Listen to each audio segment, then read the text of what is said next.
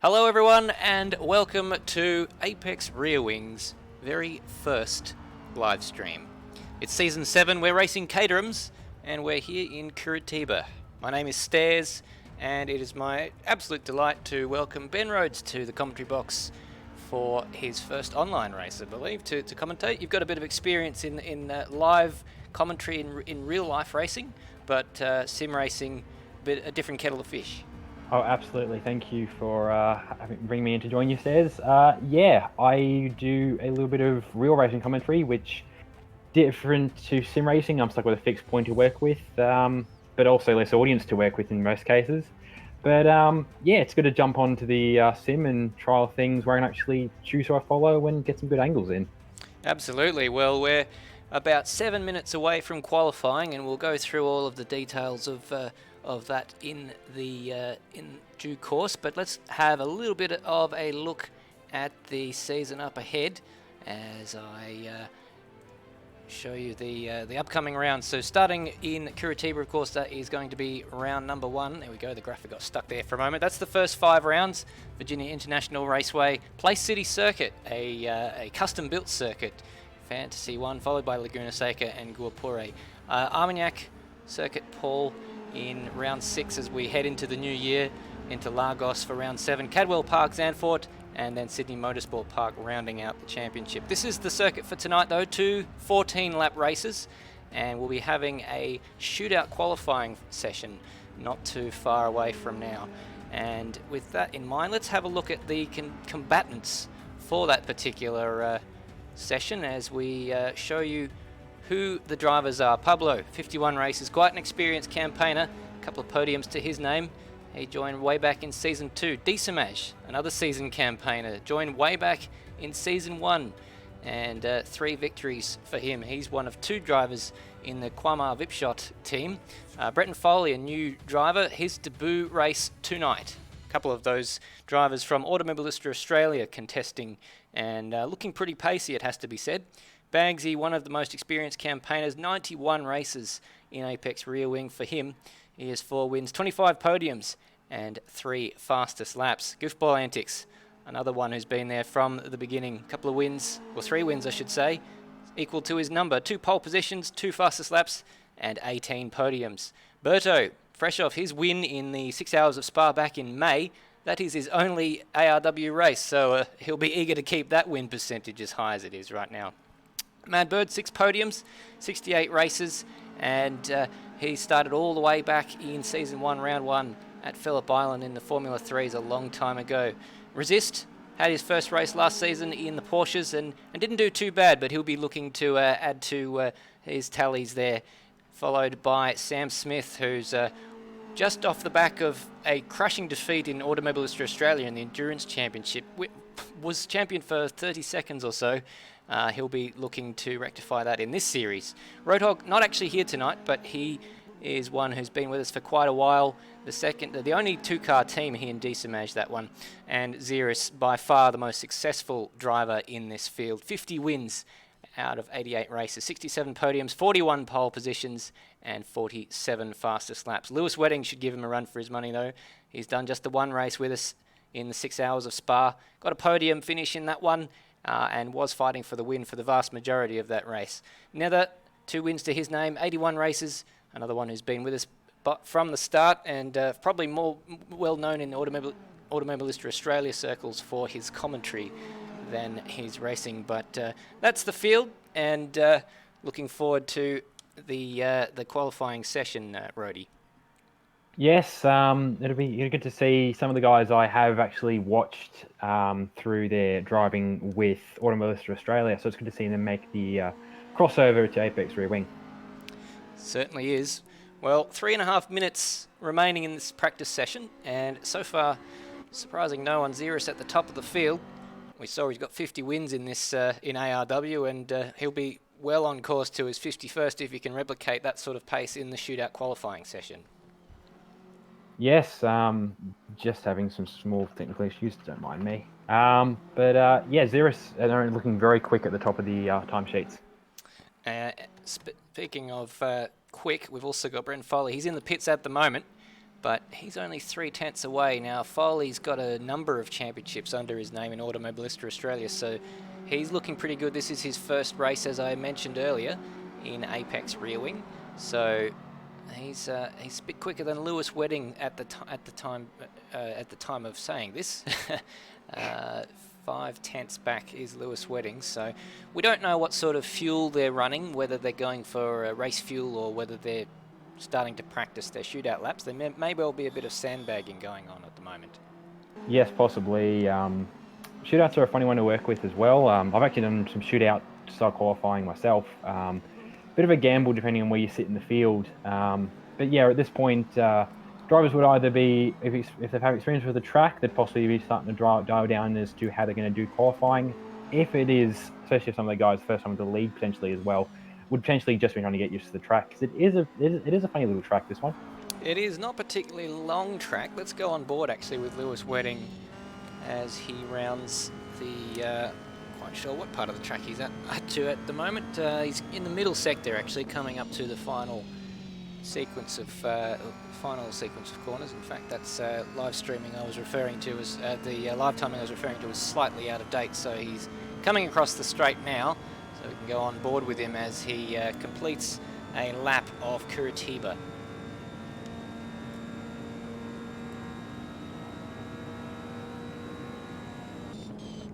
So down into turn 1, a little bit of a dip there, and a very quick change of direction there. Got to be careful of those sausage curbs. These lightweight Caterhams, just 630 kilograms and 165 horsepower, so they get quite skittish in some of the corners. Their 2-litre inline-4 Durachek engine, and this will be one of the overtaking opportunities. This corner here, turn 4, turn 5 up here, followed by a left-hander over the hill at turn 6, and then down to turn 7 and 8. This part they call Pinheirino, which I believe is Portuguese for hairpin, and into the final sequence of the racetrack. Very fast left-right hander. The tyres are going to be screaming, I should think, towards the end of these sprint races, even though they're only 50-kilometre races. And into the final corner, chucking it in. Huge amount of speed Lewis carries in, runs it a little bit wide, and then sort of turns the corner into a bit of a V before getting on the power, going all the way out to the curb and across the line. Yeah, that it wasn't a bad lap, and yeah, the track's full of. So it doesn't really it lacks the low speed corners, which is good in a way because with big high speed sections into even medium speed corners provide good brake opportunities, which will provide plenty of overtakes. It's a flowing circuit, it certainly is. We're just catching a replay there of Resist having a bit of a moment we saw from the onboard of Lewis, and deciding to end his practice session with some donuts, and I believe he was joined by Bagsy as Bagsy goes nose to nose with Resist. So that's the timer back to 0. We've still got a few cars remaining on the racetrack. No, we don't. That's it. On the live timing, there was still over. That certainly is. So, if anything, Ziras, the man to beat. That is our takeaway from the practice session. Absolutely, yeah. Good to see some of the new guys across from AMS Oz are also up the top of the time sheets at the moment as well, and actually, hopefully, going to give him a challenge in this. I forget the name of the qualifying hot one-lap shootout sessions. Hot lap sessions. There we go. Well, 30 minutes allocated, which should be quite easily enough to get all 12 guys qualified. Pablo, the slowest man in practice, will start us off, so he's just waiting for the light to go green, and can't actually see it from his onboard there, but no doubt he will have a timer on his HUD that tells him when he can go.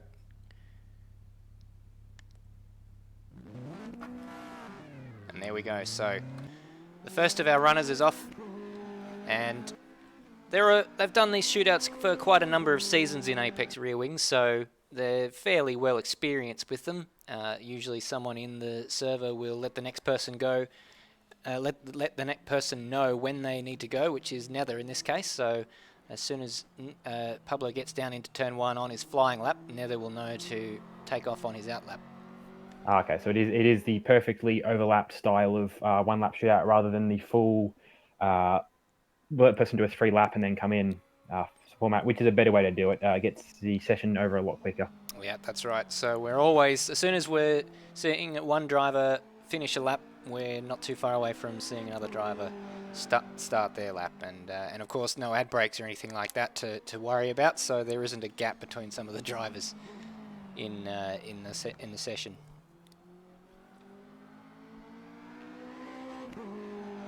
So yeah, Pablo not doing a lot of visual tire warming at the moment, from what I can tell. Just getting the speed up, it seems. Or the track with the corners, it has probably produces a more natural tire warming than you'd have at something like Sandown would be. I think would be a good example with for low speed corners. But Pablo now coming around the final corner, big long sweeping final corner to start his hot lap.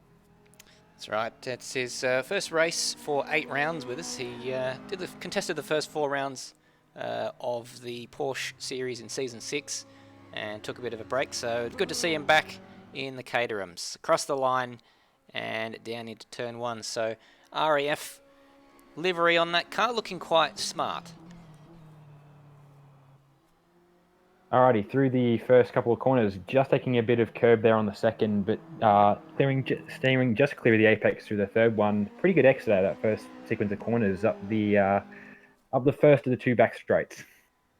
Exactly right. You can see Nether just in the background of shot. He'll be fairly alert on this lap to make sure he doesn't catch up to Pablo. If Pablo makes a mistake, he doesn't want to get himself tangled up with that, so he'll keep his distance. Pablo, yes, the hope would be that you wouldn't catch someone on their out lap. No, that would be a bit disastrous. So some guys will tend to leave more of a gap than others, as Pablo runs it out very wide there through that section, and it's been a fairly measured approach for him. It's something that can pay dividends, because we have seen in the past that some people go all or nothing on these laps, and if they get a track cut or make a mistake somewhere, then the measured approach will get you those positions. Absolutely, yes. Coming through the final corner now, keeping it just off the white line there. At the exit corner now. Oh, a bit of wide there over the final exit curb. Coming down towards the line now to see what time he has set. And it's a 30.74 Pablo, so that is our benchmark time for him. You see Nether in the background there, and some nice artwork on the back of his car as he comes across the line to start his lap for Outworld Racing. Alrighty, Nether now coming down the main straight, heading towards turn 1, hitting the brakes at the about 75 meter mark into turn 1. Healthy use of the first curb, very healthy use of the second curb, and rounds out the set. A little bit of a wiggle there on the way out. Now pushing down towards turn 4. And up by 0.8 of a second through the first sector, so Nether on an absolute flyer here, and he's been pretty good at qualifying, actually. A bit wide there onto the marbles, but what it'll do is it'll give him a nice late apex, and that'll rocket him towards this sequence of corners as he comes down to the hairpin, Pinarino as we call it, turns 7 and 8. Another lock up on the inside, and he's round on the grass. Oh, and that is what we were worried about. That is what Pablo has, and Bagsy's gone past him now. This is a bit awkward. Nether's given up on that lap. So disaster already. A shootout claims its first victim. So with no time, does that mean that he will start at the bottom of the field in this race, or he'll be the bottom of the top of the DNFs? He will be at the back of the field. He will start the race, but he'll be at the back of the field, pending, of course, anyone else aborting their lap. Alrighty, switching over now to Bagsy, who is just exiting the final corner, ready for his lap. Having seen Nether go around there, he might be in the back of his mind to watch that speed through turn 6. Certainly. We just saw he locked that front left and was just battling to get it stopped, and then lost the rear as well. So it was an awkward setup. So Nether not particularly happy with the feel of that car, as Bagsy takes a lot of curb, it has to be said, through turn 2. Yes, very curb hungry, the little Caterham. It is the little engine that could. 7/10 up, so slightly slower than Nether through the first sector. Incidentally, you can see the Brum livery there. ABC Kids inspired sponsorship there for Bagsy. Yes, it's an interesting one. Not one you immediately think of seeing in racing, but I suppose the Brum connection does make sense. Both cars being old school British, and even race cars to a degree, actually. Yes. Back into the racing itself, though, coming out of turn 6 now, on the sort of middle back straight, not a very long one, this one, into a very high speed S. 1.3 seconds up on Pablo, so this was the sort of time that Nether was on course for. He'll be bitterly disappointed, but he'll be happy to know that he has the pace when it comes to the race as Bagsy comes up towards the final sequence of corners, taking an awful lot of speed into there. Running very wide, actually, quite a bit of understeer, it seems, but he's kept it all under control. He kept it off the exit curve as well, which is good for improving his run onto the front straight. 2.2 seconds, so he's the first man into the 20s and a 28.4, the time to beat from Bagsy. Yes, very healthy compared to Pablo. Well, Goofball Antics for Protonomaly Motorsport is our next runner. Battling a bit of the flu today, so let's see how he goes. He's always been there. He's quite a consistent driver and has a bit of iRacing experience, which adds to that consistency. And he tends to pick up wins when others make mistakes. It's always you're going to be in it to win it, and Goofball's definitely got the capability at least to be in it. Well, he's up by 2/10 on Bagsy's provisional pole time already, so it's showing there. I think that bit of curb that Bagsy took on turn 2 hurt his time a little bit, and Goofball was a lot more precise through. They're taking a lot of the inside curb, but nothing to worry about. And let's see how he manages the tricky hairpin, it has to be said. He's done that quite nicely. Yes, got it break down very nicely, kept the car under control. On the way down now towards the fast S's of turn 7 and 8, and he is 0.6 up on Bagsy's time, which is, yes, the curb helped, but he's trimming off little tenths here and there as well off of Bagsy's time. Quite precise, right out to the curb on the exit of the previous corner as he enters the final. A lot tighter to the inside, less understeer for Goofball Antics through here. This is going to be an absolutely stellar time. I reckon we're well inside the 27s here for Goofball Antics. And he comes across the line, and that's a 1:27.4. He's almost a full second up on Bagsy, who puts him now at 3 seconds up on Pablo. So interesting sort of time so far. Hopefully we see improvements further on. Certainly. And I expect that to be the case given that we're running this in reverse order of practice, so good point. Tend to get faster as they go along. Decimage now on his lap.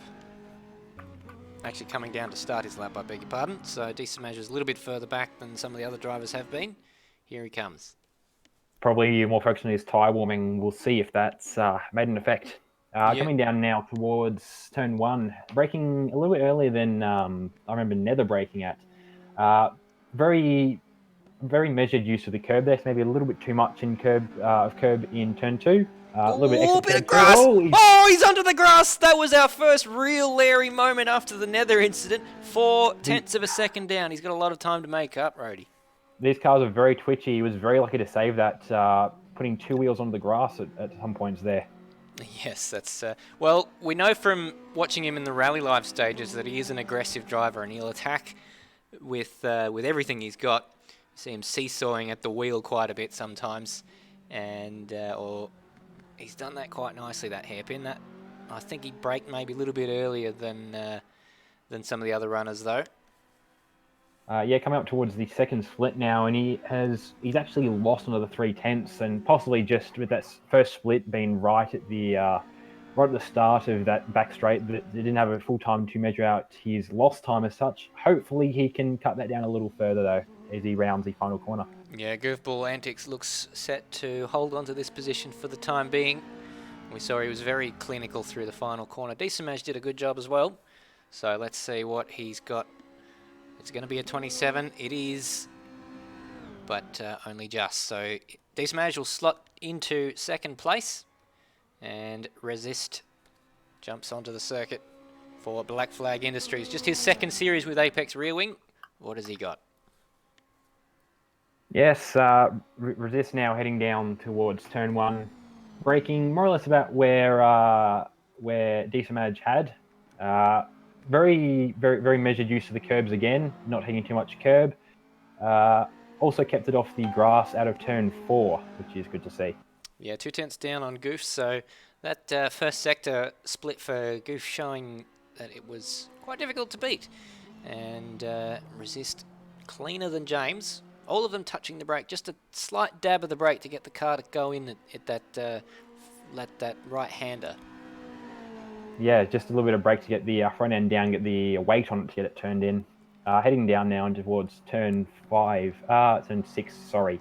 Very clean through turn six. A little bit exit curb, but just enough to get the speed out. We're about to see his second sector split, and Oh, he's he is found a bit. just over a tenth down on Goofball there. A little bit of a wobble, it seems, going into the second part of the S. A little bit closer, I think, though, than the first sector, so he's finding a bit of time, but we all know how clean Goof was through the final sequence of corners, and Resist maybe slightly wide. I wonder if he would have had to get out of the throttle there. We'll wait and see. The time will not lie as he comes across the line. Is it enough to topple Goof at the top of the timesheets? No, he's actually lost a fair bit of time in that final sector there. 4 tenths down and ends up behind Decimage.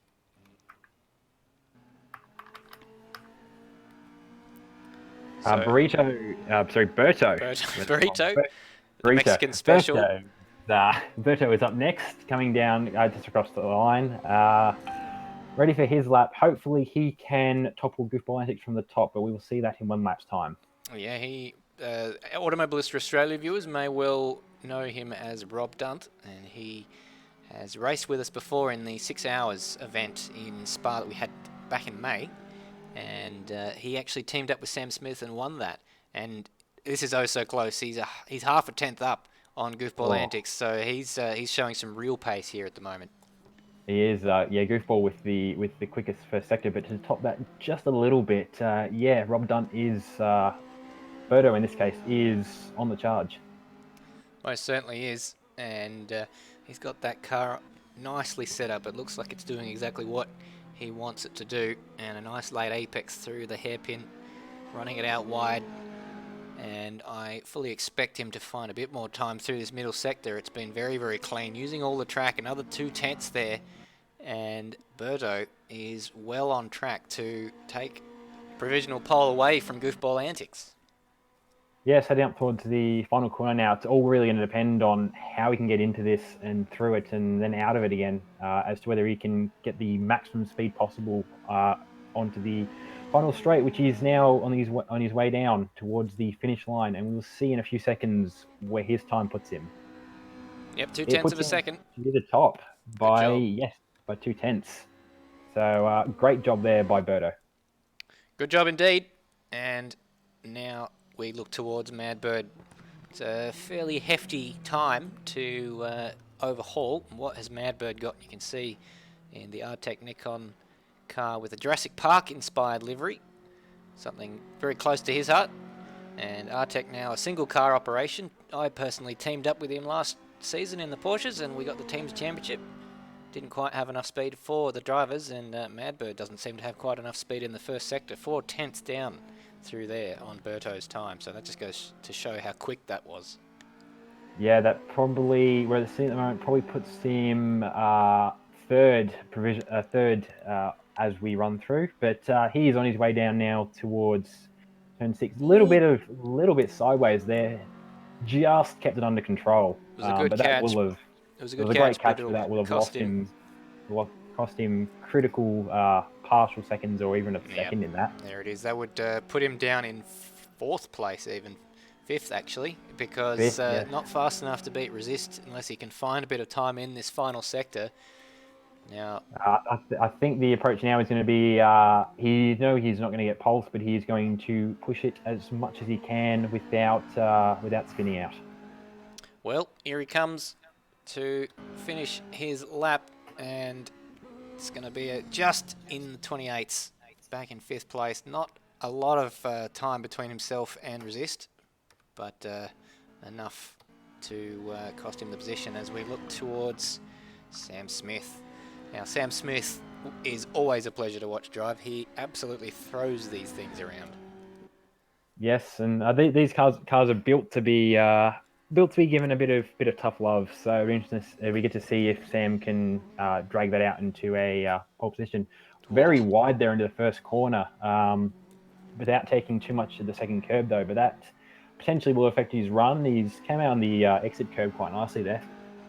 Yeah, he carried a lot of speed in there, and it hasn't really worked out for him. He's 2 tenths down, so he's about par with Goofball. Although having said that, Berto gained most of that time in the second and third sector, and Sam's just having fun here through this middle sector.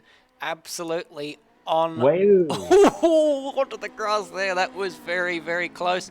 But this is the way Sam Smith drives. We've seen this from him time and time again. He lives and dies by that sword. Little bit of wobbles there in through turn 6. I think the point is he's having fun with this, regardless of where he qualifies. But coming up the second split now, He's found time. He's made it up. Oh, this is going to be mighty, and the mighty grass close. is made time up. So was it? Is the Scotty McLaughlin two wheels on the gravel line that improves the speed? Yeah, he's giving it a bit of jandle, and up to the final corner. What can he do? This is a corner that maybe likes a bit of finesse. It's a very, very, very long right-hander. And Sam Smith, your guess is as good as mine as he comes across the line to complete his lap. Is it good enough? Yes, it is. A tenth and a half. He goes to the top. Sam Smith, your current pole sitter. I'm with that first sector. I was worried that he would be a lot further down, but yeah, that thing has got some speed. Most certainly does. But Lewis Wedding has some speed as well. He's a consistent driver. He's less of the out and out pace. Not to say that he doesn't have pace. He is very, very quick over one lap, but he tends to have a fair bit of pace in the race, and he's got that thing all crossed up through the first sequence of corners. Yes, not the ideal line for that first sequence. We got it through without sending it backwards, so it's actually helped as well. He's up not far off 2 tenths on Sam Smith's time. That is by far our fastest first sector, I believe. So we wait for it just to show up on live races. Incidentally, if you're watching along, you want the live timing, arwleague.liveраces.com, and you can get all the live timing results that we get access to. And yeah, it was 22.2 was the time, which was apart from Goofball Antics and Berto was actually slightly faster than Lewis through that first sector. He was just using up all of the exit curb and almost then some through turn 6, but it's helped him. Oh, I was going to say that he's now down to only 0.8 clear of Sam Smith. So Sam Smith's mega middle sector is biting into Lewis's advantage. Interesting to see how the different strategies towards these laps makes a difference, and Lewis was just a little bit wide and on the entry there, but he got a nice late apex, so this is going to be mighty close for pole position. Oh my goodness, 300ths of a second. Lewis goes to the top. That was tight. That was very close indeed. Enter Brenton Foley. Second fastest in practice. What can he provide in this shootout? Yes, Foley now on his way down to turn 1. He brakes more or less to the point where everyone else is. It's really more on the turn-in. Speaking of... Pendulumed it! Oh no, he's lost it! He's lost it! He's lost it! Whoa. That was very exciting. Yes. That will have got all of the fans up in arms, but not sure it's helped his time very much. Down 3... Almost... Oh, yeah, that is 2. Down 2.2 seconds on Wedding. Yeah, he'll slot in between Pablo and Bagsy at that rate. I wonder if he can find some time now. He's got himself all flustered. He's trying to make up for lost time, and he's making mistakes. So I don't know if he's going to find that time back, quite honestly. Yeah, possibly overdriving the car after how the first sequence of corners panned out for him, which is very easy to do if you're trying to chase back the tenths. Well, it's a shame for him because he was second fastest in the practice session, so we know he has the pace, but he was just, that may well be a corner cut, I wonder. He had all 4 wheels off the track, still had some on the curb, so I'm not sure where the game counts the edge of the circuit. Coming down now to the final corner, looking pretty measured, keeping it very nice and clean. Bit of a mid-corner apex there, but he got on the power nicely, took a little bit of exit curb, got a decent run off the straight, so he hopefully will improve on where he was sitting, but that still does drop him into second last. 9th. So that just leaves one driver, and Ziras. He's been the master of these sorts of qualifying sessions since they first started being used by Apex Rear Wing, and has a habit of just blowing everyone else out of the water. He's very, very wide through that first corner, and a lot of curb. That's what Bagsy did over turn 2. Yeah, everyone's been struggling with a clean entry in that corner, and I can understand why. It's a very long straight coming into a braking zone into a very tight technical chicane, but he's navigated it pretty well. Coming down now to turn 4, hitting the brakes at about the 60-meter point, which I think is amongst the latest we've seen. Half a tenth between him and Lewis Wedding through the first sector. So yeah, it's still anyone's game at this point. Down now into turn 6, a little bit of wobble. It looked like an entry, a little bit more actually. Just picked up the curb, I think, with the throttle on the rear wheels and just sent the thing a little sideways. But he's kept it under control and heading down now towards the fast S's.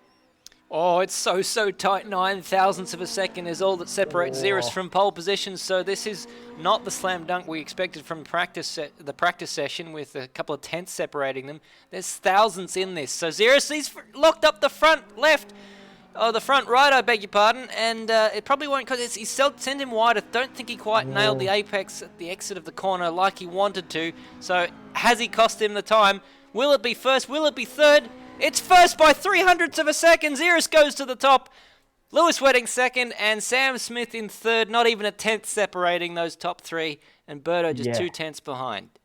No, that top 3 time split is pretty magical to get the top 3 within 6/600ths of a second. Oh, sorry, 60 hundredths. That's right. Yeah, 660 hundredths. Yeah, it's good to see some people manage to drag out pace, and you watch the 3 laps back, and there was differing ways of finding that pace. Sam Smith was throwing it over the exit curbs wherever he could. Ziras was locking brakes, and somehow all managed to work out in roughly the same time set. Which that puts us in great stead for the race itself, because if so many lines are viable and equally quick, then that means that we'll hopefully be seeing some side-by-side action throughout these sprint races. Yeah, right. It'll be there'll be some good races coming up based on these qualifying times. Certainly expect so. Excuse me. So we roll over into a warm-up session. So this will give them a chance to do the practice starts that they often do. They usually do practice starts in a group, so we'll probably see them head out onto the circuit to do that very shortly indeed. And there is quite a flurry of activity, has to be said, in the pit lane. Yes, a lot of people coming out. Ziras. I was saying Madbird getting his tyre warming started in the pit lane. Yeah, Ziras too. Ziras was very, very close to losing it, but immaculate car control for the number 64, Z&B. Oh, and Bagsy's lost his front. He's actually hit the wall there, and I wonder if we can catch a replay of that. He's gone straight off into the wall and done a number of thousands of dollars worth of damage, I expect, or I'm not actually sure what the front end of a Caterham cost, but yes, locked the rears straight into the wall, and he's taken back to the pits to get that fixed, and here is the fixed Caterham.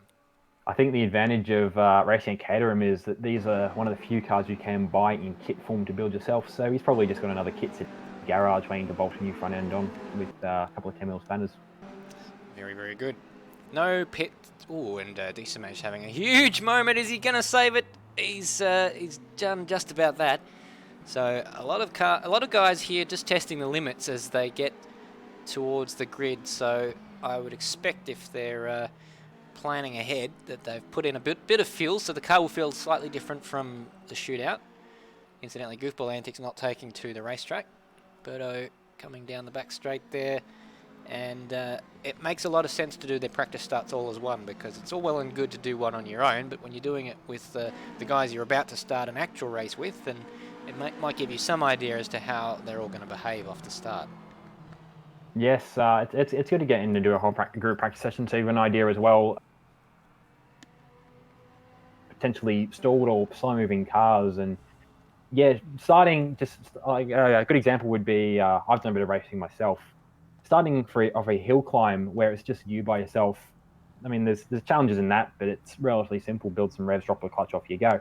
Starting in a pack of 10, 15 cars, it's just like, all right, the guy in front of me, if he's going to stall, the guy beside me might also pull across to get through a gap, and you want to be there, and it's good to get the practice in so that your first time doing it is not where it matters.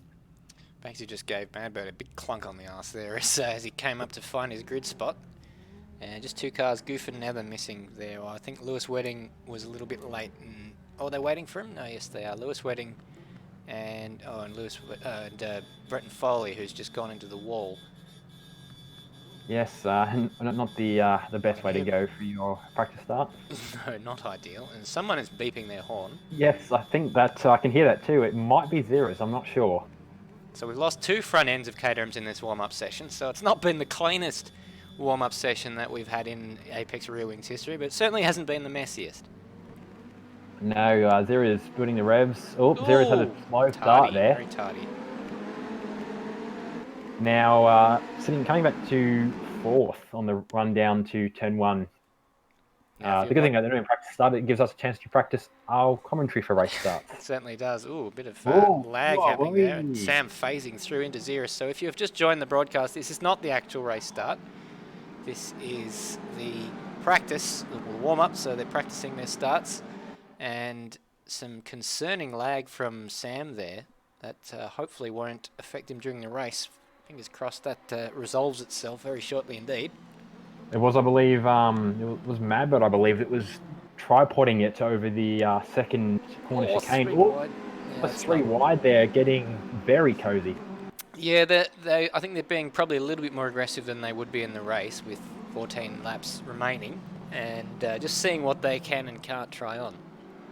Yeah, just sort of working out where the edges of the car are. That's a funny thing with open wheelers, and these technically aren't open wheelers in the full form of like a Formula car, but you can still clutch front wheels, and so again, you'd rather work out what's going to take a front wheel corner off now than you would in a race session.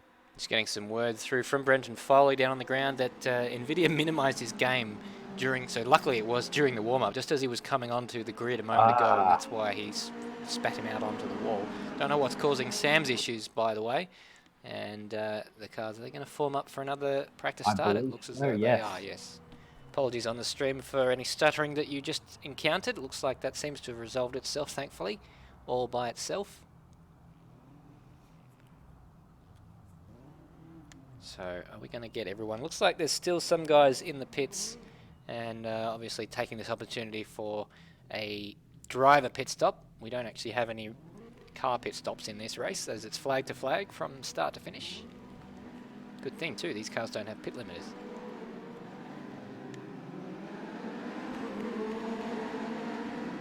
Good start from the sort of top 4 there. Yeah, that was a lot more even than the first practice start that we saw, although Ziras getting mobbed on the line. I wonder if he's just lifted out of the throttle to give himself a bit of practice. And that's a lot of curb there for G-Samad. 2 as well. A lot of curb use. Oh, there's a big crash. That's a big crash. That is a very big crash. So and that is why we do practice starts. And it's a good thing, as you mentioned before, that these are kit cars and they have all the parts they need to fix, resist. There, just the radiator sticking out looks a bit odd. Pirate Life. Amazingly, and all that, we've actually had some time set, but it's 2:03. Nothing representative. No, nothing representative at all. Broadcast session. So Berto, number 13, fastest man on the track at the moment on a 2:03. But as we mentioned, not anywhere near the sort of pace that we saw in qualifying, or we shall indeed see in the race. Yes, Madbird, it seems, has retired to the pits and is possibly going to take his own pit stop now. Yes, and with 4 minutes left in the session, it is a poignant moment to do so. And Berto, incidentally, the Jackson Pollock-inspired livery there. You can see all sorts of weird and wonderful paintings encompassing his livery there. That's what it is I'm looking at. I think it was an odd-looking one, but now that you've named an artist that I remember from art class, I have some of an understanding of what is going on with his livery. What am I looking at? I think is actually is something that a lot of people who looked at Jackson Pollock art probably said over the years, but if for fear of getting myself in further trouble, I'll leave it at that. So going for a third practice start now with Yeah, they the are. Not as many of them, though. somebody coming out of pits now and straight into the end of the wall. And Yes, I'll go figure I out who heard an that was. accident. We didn't see it on the broadcast. And, oh, Sam Smith has just... That was Wedding. That was who spat out of the pit lane straight into the left-hand wall. Not sure whether that was intentional or not. Yeah, and while that was happening, Sam Smith, I believe, went into the back of Pablo, and you can see Wedding there going around on 3 wheels. If we can Yeah, I find was going this to say the car. camera angle is looking a little wonky. That would make sense. Yeah, that's that car, isn't it? Oh, absolute handful. Oh, Sam Smith loops it in front of him. So these shenanigans are the types of things that we tend to see in these warm-up sessions for Apex Rear yeah. Wing. Oh, Absolute. They're probably all laughing their giddy asses off at the yes, moment. good opportunity to get the insincerity out of the system before you go into a points-paying race. Yes, and just a word on the points there. We are using the MotoGP FIM points system that we used back in the Porsche series, which is 25 points for the victory, 20 for second place, 16 for third place, and just going down all the way down to 15th place for a win. So because there are less than 15 starters in this race, the imperative goes up to actually finish the race because there's a handful of points no matter where you finish. Yeah, that's the good thing. There are some race series out there, F1 being the most prevalent out there. There's the race series that don't reward points for anyone, I think, below, what is it, It's maybe 10th for 12th Formula place? One. It's 10th even. Yep. So if you're anywhere below that, there's almost no reward to race. It's good to be rewarding points all the way through the field because it encourages you, even if you're racing for last with someone, you'd rather be second last than last, rather than sitting at the back of the pack and going. Not that it's an issue so much in an online racing scenario, but sit at the back of the pack and keep the car from accruing damage, or I mean, in Red Bull's case, a blown engine. So Absolutely yeah, right. And of course, there is the prerequisite number of laps. 75%, the minimum number of laps of the race that you must complete in order to be classified as a race finisher. And with 14 laps today, the minimum required is 11. So once they get to that magic lap 11, and that is lap 11 complete for each runner, so if the leader might be on lap 11, if back marker's on lap 10 or 9, they still have to get to their lap 11 in order to be classified as a finisher. so just having a look at the. I mean, I think the times of qualifying, we might, if we do see lap traffic, it will only become an issue towards the end. There is long enough of a lap here, and the advantage of a lot of straights is there is room for lapping cars to be done safely. It's not having to dive on them through tight corners, aside from the first section. Absolutely right. Well, we've sort of come away from an era in Apex Rear Wing of doing these longer sort of sprint races. We've longer, rather endurance style races, upwards of an hour or so, and this is a return to Apex Rear Wing of a few years ago, where we were having sprint races back in 2016 with stock cars and Formula 3 cars, and that's something that we sort of went away from, but obviously the guys missed it, and when the vote came up to choose a new series, this is what they selected. They decided this is a democratic series, and they all vote for what it is that they want to race. And Caterhams was what won the car, and sprint format was what won the format. Yeah, and I mean, Enduros are fun, but the sprint format, I suppose, and especially as I've seen, watching a couple of streams and talking to a couple of drivers, everyone being in Australia, we all have internet issues from time to time, and I suppose a shorter race means you're crossing your fingers for a shorter length of time when it comes to your internet provider.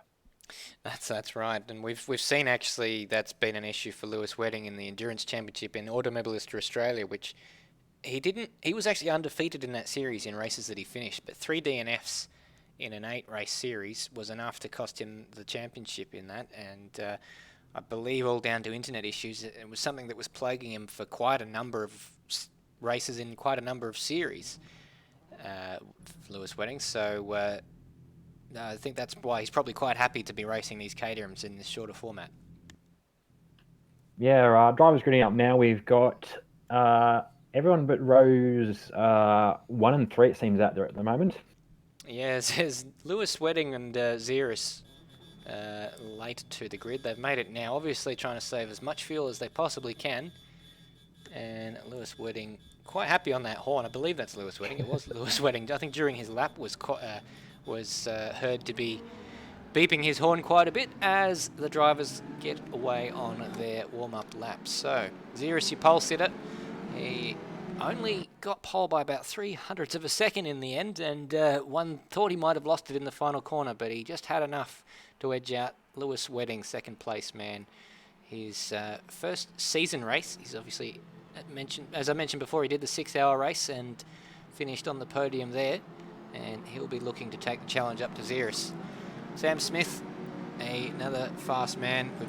We've mentioned before that he's just finished his endurance championship campaign with AMS Oz on Sunday and missed out by the barest of margins. Can he get the win today? Berto, his teammate in the 6-hour, Rob Dunn, Crowley Inc., 4th place in qualifying, and what sort of progress can he make in the race? Goofball Antics had a decent qualifying session there, up into 5th place, battling a bit of the flu at the moment, so we wish him well. Decimage in 6th place had, has to be said, quite a few leery moments in his practice, in his qualifying, and it's always entertaining to watch him drive a car. Resist in 7th place, fresh off his debut series in the Porsche Cup. What can he do for us today? Madbird probably be disappointed with qualifying, considering where he was in practice, a bit further up the grid. He'll line up in 8th ahead of Josh Bagsy for ABC Kids Racing. And 9th place, where can he go in the race itself? Brenton Foley had a spin on his qualifying lap, so that's why he's all the way back down there in 10th place. Pablo in 11th, a measured lap from him, and he'll start ahead of Nether, who didn't set a lap time. Yeah, we'll see a couple of cars, Foley and Nether being the two furthest back, I think, that will be charging up through the field in this first race. So we're seeing a lot of furious tyre warming going on as they make their way to the grid, not least of which from Ziras and Lewis Wedding in the front row. Madbird getting very close to switch through. That was D-Smash, there we go. Yes, he had to reverse actually to make it back to his grid box, but the lights are on. We've got the horns beeping. We're about to go racing in the Caterhams for Season 7 of Apex Rear Wing. A lot of wheel spin as they make it off the line, but I think Ziras has got the whole shot. What an absolutely mammoth start for Ziras. He's got a huge margin. It was Lewis Wedding coming under pressure as they go down into Turn 2. Takes him into Turn 1, I beg your pardon. Takes him quite a while to get down there, but Lewis Wedding hangs on. Sam Smith still in 3rd place. Birdo in 4th, and D-Smash lines up in 5th, so pretty much as they started. Someone back there, Brendan Foley got a little tap from Bagsy coming through Turn 3 there, but managed to keep control of it. So they're both now just a little bit back from Madbird. And we've got Rob Dunt having a look down the inside of Sam Smith, and Sam Smith taking a wider line. They're going side by side, already sideways. Rob Dunt makes his way past Sam Smith up into 3rd, but Sam Smith has got the inside for the next corner. If he's going to stick it in there, oh, he's coming under pressure. I thought he'd given up on it, but he goes down the inside already. This is sprint racing in Apex Rear Wing, ladies and gentlemen, and Sam Smith leery on the exit gives the place back already. Rob Dunt and Birdo, I should say, that's his screen name, and Sam Smith side by side for half of the lap. Unbelievable action. Getting way, well, I'd say way too close, but it's first lap racing, only how close you get. D-Smash is buying his way in. They're all nose to tail, and D-Smash having a look down the inside of Sam Smith as well. Absolutely, D-Smash making this a 3-car battle with a little queue behind, forming Madbird at the lead of that queue. D-Smash just getting a slightly better exit, it seems, possibly from that last corner on Sam Smith there, but it seems through to the gear shifting, Sam's kept him at bay. It's very, very difficult to see. They're all fanning out. Look at Braden Foley. He's made up a number of spots as well, and he's fighting here. They're going 3 wide down here. Oh, I think there was a bit of contact there. D-Smash got his nose chopped off. There was. And Madbird seems to be challenging in this little battle as well. But look at Foley making his way through as Bagsy takes to the grass. Not a lot of room there. Resist takes avoiding action. And Goofball Antics trying to stick his nose in there as well. This is insane. Oh, I can see 3 wide in the background from where I'm sitting, but Madbird and just holding off. I'm gonna get this name in my head eventually. James. Yes, his name is James D, but D smashed backwards, and he's There we go. putting he's been passed by Madbird. Oh, and Foley outbrakes himself completely around the outside. It stays on the track. We've got Resist going off the track in the background. I don't know what happened there. Let's see if we can catch a replay. He's gone back to last place. That's really unfortunate for him. This will be our first replay of the race. They were side by side with Bagsy.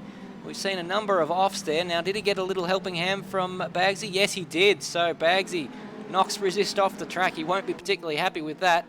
And he's got a lot of recovery left in this race. Now, Foley still looking at Madbird and Desamage. This has let Sam Smith and Berto off the hook, who are having their own little battle up there in third and fourth, chasing each other across the track. This is like Formula V action. Oh, it is, yes. The Formula VXL's take your pick of the low-cost racing. But yeah, there was chasing all over the track and get some slipstream. Oh, that was so close. Really Desamage nearly got into the back of Madbird there. And Madbird holds on for now. He had a season-long battle with Desamage in the Porsches. Looks like that's set to continue. Yeah, Foley just keeping a watching brief behind these two. He's ready there. The action does boil over. Yeah, now speaking of boiling over, we've got Sam Smith and Berto side by side going through turn 4 and 5. Sam Smith had made the position up, but Berto's been attacking for the last sequence of corners. No. Oh, sorry. Desamage was guiding Madbird wide and then swung back and nearly took Brenton Foley off. Oh, so they've got to be aware, don't they? And Desamage had a bit of a moment there, and Foley had to react to it. So this is allowing goofball antics back into this battle. You can see him just off the back, and as they continue to take time off each other, they will bring Goof into this fight. Desamage and Madbird still going at it. Seems, yeah, just he's looking for any little gap he can find. He's trying to get the nose of the Caterham up there.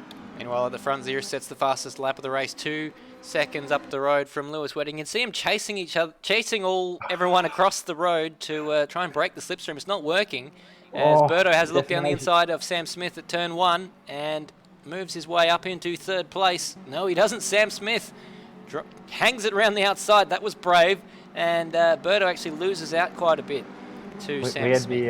We had the inverse operating behind them. Desamage got to the outside of Madbird, but Madbird braked him. Fell back in the line. Foley, it seems, sitting there a little closer now with the sort of car antics that Desamage is up to in his pursuit of Madbird. Ooh, Foley is sliding that around. That moment you spoke of gave Madbird a little bit of breathing space for half a lap or so, but they seem to have clawed it back in. And I reckon Desamage is quite happy to brake later than Madbird there, but every time it looks like he's about to slam into the back of that Caterham, so he's got to be careful. Yeah, that's causing most of my Animal Kingdom soundboard to go off. Now you know what it's like. So Desamage goes off the track there. He's going to let Foley through down into the final corner, and that was the only invitation Foley needed. And Foley is now going to set about trying to dispatch Madbird. And what will he be able to do? Well, I believe 4 spots over 4 laps, which is a very good way to go about it. Most certainly is. Well, 5 laps in, we're already a third of the way into this first race, and the action has been frenetic so far.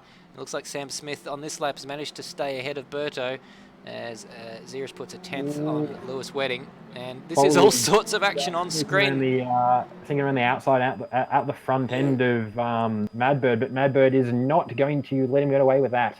No, is he going to go down the inside? He's got a nice little toe out of turn 3, down into turn 4. Is he going to get it stopped? He slides wide of the apex. Foley takes the little door. No, he's had a moment and he's actually hit Madbird, and Desamage was all ready and primed to take advantage of that, but he took to the grass and it arrested his momentum. Goofball Antics says, yes, my pretties, keep fighting. Oh no, there's contact! No. Foley hits Madbird. Madbird holds onto it spectacularly, and in the end has more of an advantage than prior. Yeah, all of this just throwing them back into Goofball's lap. He was a good couple of tenths off the back of this battle 2 laps ago, but they keep throwing themselves at him. They certainly do. Well, Madbird is... I think he's been worried about how he handles under pressure in previous races, but he's doing a fantastic job of it so far this race.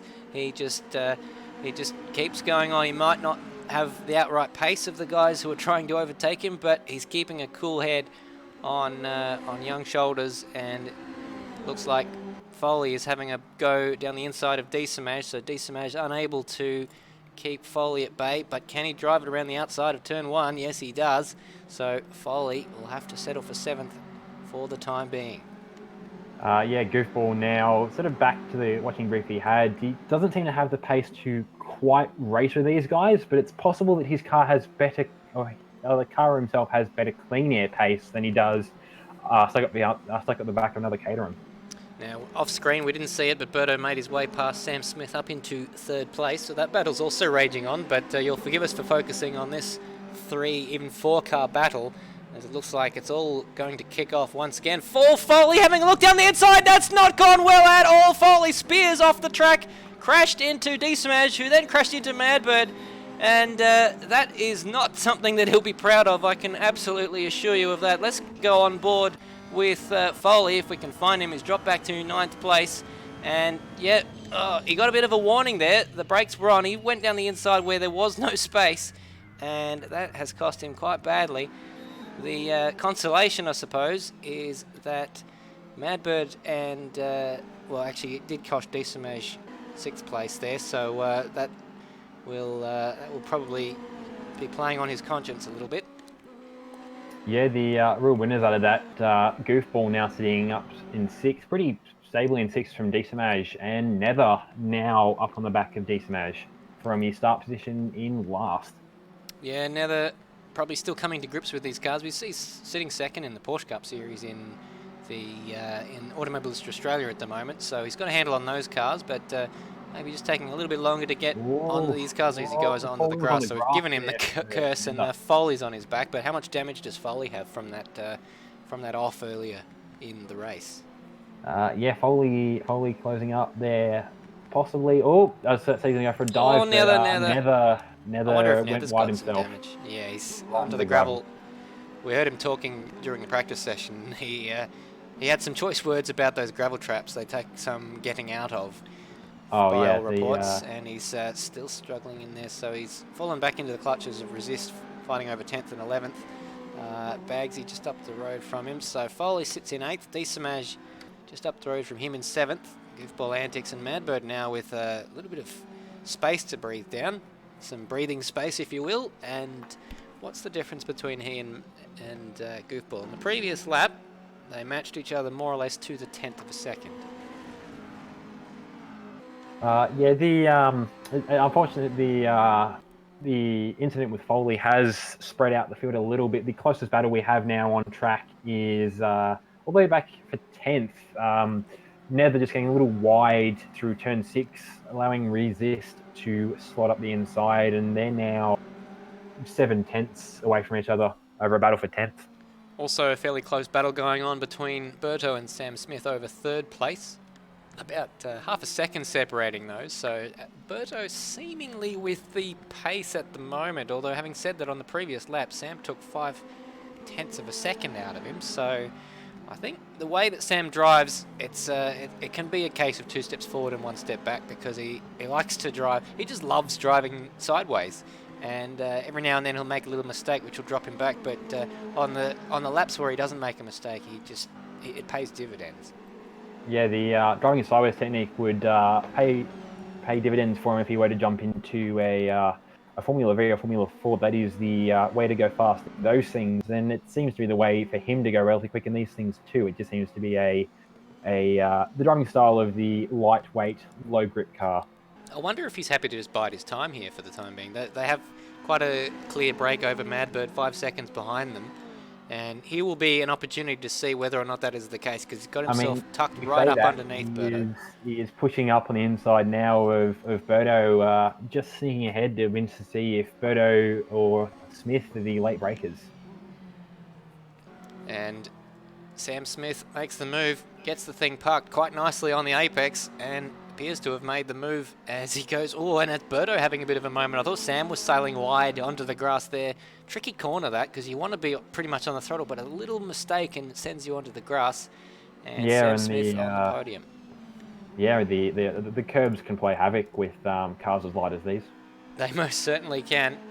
So, Sam Smith, what does he do now? Does he try and make a break for it, or does he just sort of settle in there and make sure that he's got the car to beat Berto on the final lap? Two strategies which could equally be viable. Seems like Ziras has broken the back of Lewis Wedding out front, 4.5 seconds. The gap between first and second. So a lonely old race for the first two men on the podium. And Sam Smith is absolutely flying right now. Yeah, he's sitting just over 4/10 on the road back on Wedding, and if he can make up the pace at about a second a lap, which is kind of extreme, I would say for a podium place makeup. But if he can make up, a second a lap around here, he could definitely be on the back of Lewis Wedding for the last lap. But I think realistically, unless Wedding makes an error, I think the safe bet would be to keep the car relatively straight, as straight as Sam Smith can keep a car, and just keep himself comfortably in a third position and possibly then go after Wedding and Ziras in the second race. Well, he's placed himself quite nicely for that. Instantly the top four as they started on qualifying, but that's not the whole story. We've seen Sam Smith and Berto have an almighty scrap throughout the balance of this race, the duration of this race, the balance 4 laps. Speaking of almighty scraps, Foley has got back up on the back of Decimage, and they have just kept going with what they started this race off with, getting close to going too wide here again, and Foley trying to go around the outside, but there's just no grip, and he's almost lost it. Got a big tank slapper there. Yeah, he did, but D-Smash had almost not quite as big a tank slapper, but he did have a tank slapper himself. I was half expecting to see them both spin around in sympathy of each other. Possibly going for a bit of tandem drifting. Yeah, a bit of tandem drifting, and Foley, I think he's having quite a bit of fun in these cars. 8 is not really representative of his pace. He should be up there with those top 4. He's had to fight his way back because of a poor qualifying session, but it's just so tricky to get the move done and keep ahead. And now they're going side by side down the main straight, and Brett and Foley will have the outside as they go down into turn 1 towards the braking zone. Who blinks first? It is Decimage on the inside. Oh, he's had a moment! He's had a moment! He took too much curb, he lost it, and goes into the side of Foley, and we wait to see what's actually happened to Decimage. He's stationary by the inside, and quite sadly, that puts a bookmark, or puts a full stop, I should say, on the end of that battle. Yes, I think we're too many laps in now for Decimage to get back, but he has now got Resist and Bagsy now to fight with. It was an awkward one, actually. I think he got a bit of contact, a bit of a hit from Foley, but I don't know if that's what caused him to lose control. He's now on the back of Resist. So I think, I was going to say, I think the case was he was already slightly out of shape, and then he's just in the movement of that, he's then pinged off Foley, and it's just pinged him back. Racing incident, do you think? Oh, racing incident, absolutely. That's not everyone's seen an incident happen like that, but this is the one you want to see, and it's not someone taking someone out. It's purely two guys going at it, giving it 11 tenths, and just one of them losing out. Well, Decimage now trying to make up positions, recovering and trying to pass. They're also recovering Resist, who was sent off unceremoniously in the early laps of this race, and Resist will be wanting to keep on to 9th place, gets you a handy, decent haul of points as they go through the final corner. We mentioned in qualifying you can take a couple of lines through that corner and be equally fast. It's showing in this race. We've seen so much side-by-side action down this main straight, and it's just fantastic to see. It is. It's reminiscent of other open wheel classes. It's just a thing. Open wheels. It seems they love to take up all the track they can. And Decimage, with a fair bit of flair, makes the pass on Resist and moves himself up into 9th place. He could conceivably catch up to Bagsy in the remaining laps, just a couple to go, and on the previous lap around, well, that's not really indicative for Diesemage because that was the lap he had his error on. But Yes. so we'll have to go on sector times. Then in terms of their fastest laps though, Bagsy's was a 27.6 and Diesemage a 27.5. So not that differently matched in terms of pace. Only a tenth between them, but it depends on where they're sitting. I mean, even tyre wear over a race is short still potentially affect. And if you've practiced had a long enough practice session where you've sat down and actually tried the car at different tyre wear levels, you'll get an idea of how to adapt your driving. But if Bagsy hasn't, as an example, if Bagsy has only done a couple of laps as sort of sighting laps with the car, then he might be losing more time than he otherwise would at this stage. But similar situation with Sam Smith and Lewis Wedding, barring an error by Bagsy, I think Diesemage has run his race. Yeah, and Berto seems to have run his race. Berto seems to be dropping back from Sam Smith, 4 seconds the gap. I don't know if that was just a gradual process of slower time. Sam Smith is fastest man on the track right now, showing on fire on our timing screens. But whether Berto made a mistake or whether that's just his tyres have given up on him, we don't know. But Sam Smith looks pretty good in that podium position for the time being. Madbird looks pretty good in 5th place at the moment, but Goofball Antics is closing him down ever so gradually. And if I'm not mistaken, well, actually, apart from Diesemage and Resist, the closest 2 men on the circuit.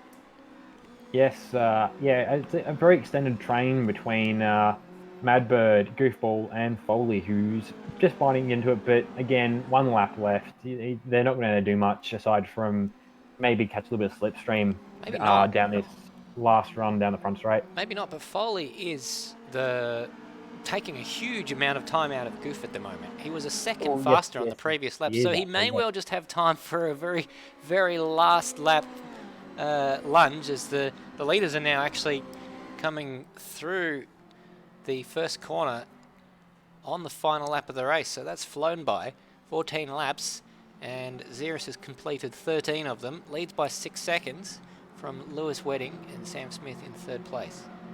Yeah, we've been lucky, despite being a relatively shortish track. There hasn't been a big time disparity, so that all 12 drivers will complete their 12 laps. Sorry, their 14 laps of this race.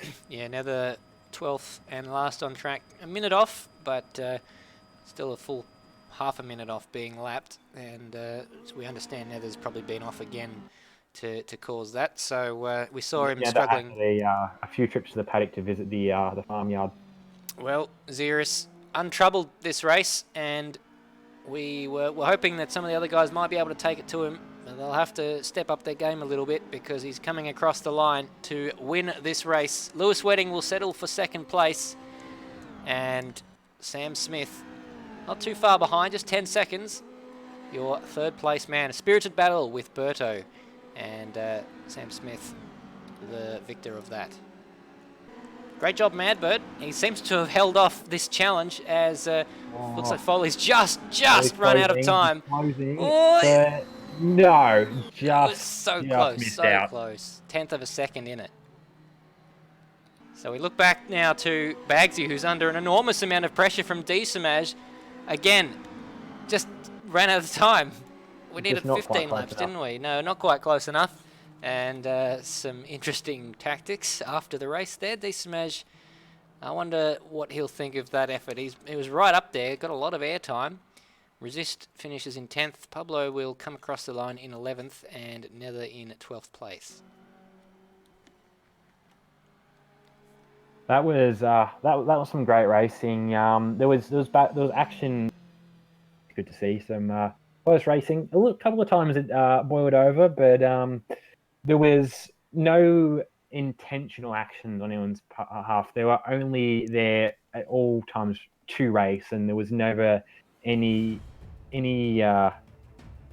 sort of angry intent behind any of the moves. The passing moves were done in the spirit of racing, and it showed there was some great racing. That's fortunate to people like Diesemage and Nether as one example as well, that were just caught up in a few too many incidents and didn't get a full chance to exploit their pace. That's well, that's right. We certainly we'll find out, I suppose, if there are any post-race investigations. We did see probably a little bit more in terms of on-track mistakes and punts than we would have liked to have seen, but nonetheless, it's their first proper race in these cars, so you do expect some mistakes. We have had a fairly long run without a penalty being awarded. I'm just trying to remember when the last one was, and I guess the fact that I can't remember suggests that it has been rather a long time. Yeah, that's the other thing is it's good to keep the penalties down and no safety car as well, which I was thinking with the shortened race format, it is none too different to the state series, and you really want to avoid having safety cars in such a short race. I mean, for the one point, you don't want cars in the fence, but the other reason is it just chews away such a bigger percentage of your race laps, and you really don't want to spend a 30 race under a safety car. No, that's true. Thankfully, we don't have the sort of time restrictions imposed on us as you do get in a state series type event. But I guess we have a few advantages that state series don't have, such as basically the ability to be here all night if we need to be. Of course, it won't take all night to do 100 kilometres in these cars, which is the balance of the two races. Unless you were to do the race in reverse, in reverse gear. Ask Brent Foley about that. Yes. See who can drive their cars like a forklift. Yes. Well, we've got a second warm-up session just underway at the moment, so we'll bring you live pictures of that in just a short moment. And you can see Pablo and Sam Smith coming through the first sector at the moment, so this gives the drivers a chance to have another pit stop if they need to, 10 minutes to refresh themselves, and then they will start in the order that they finished the first race, so think of it as a continuation and this an intermission.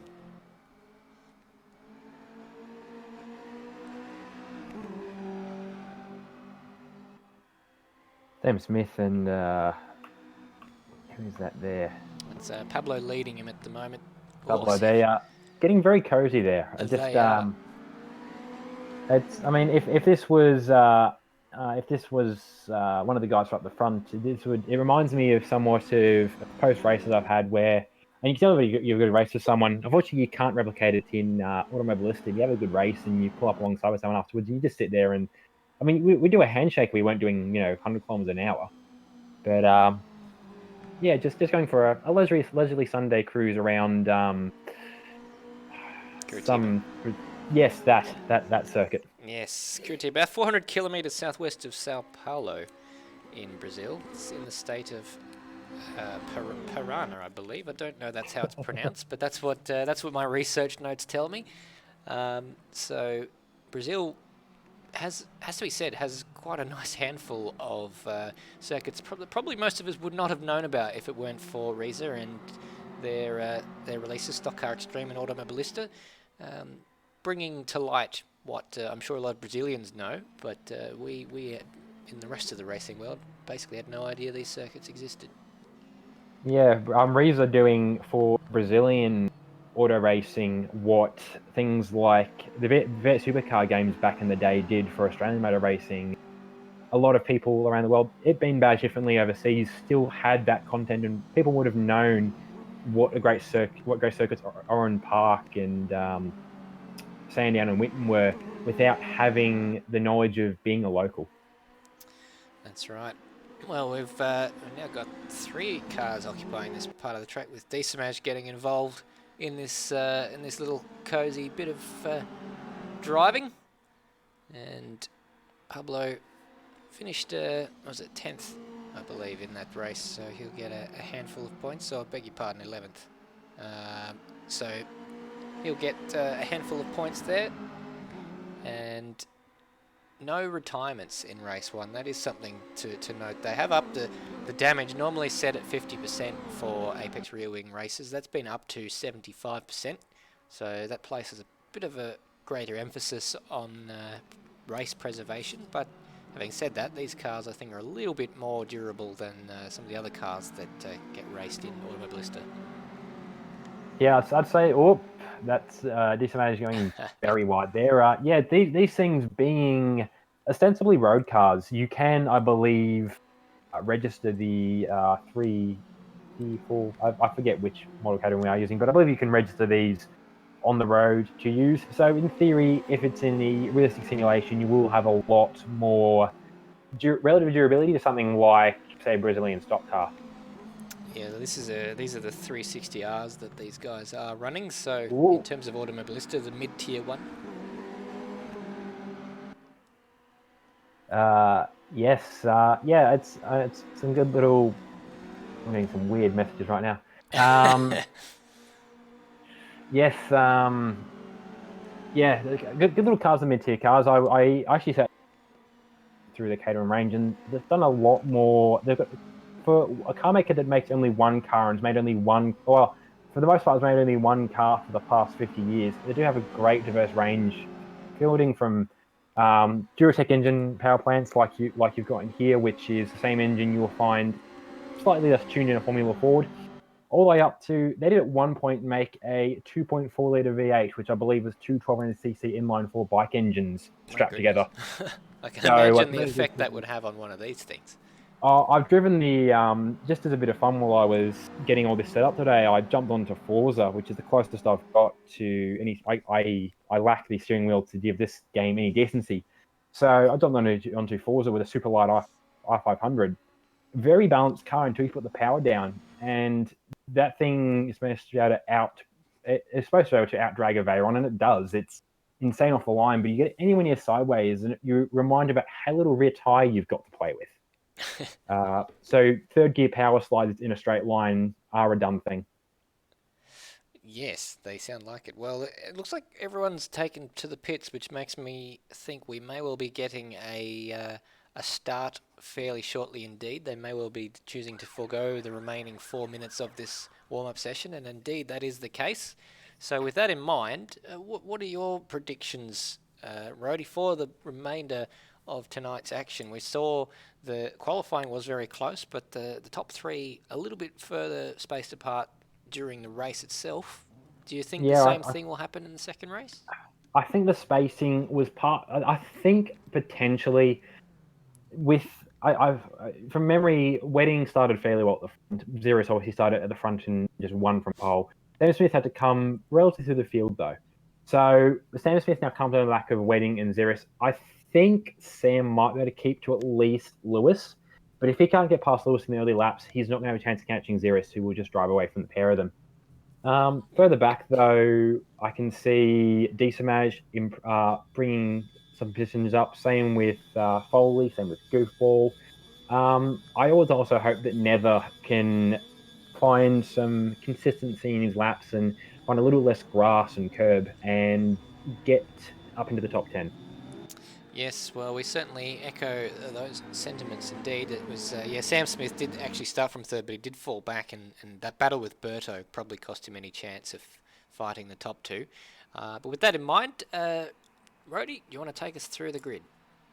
I will just let me scroll around to number one, which is Ziris.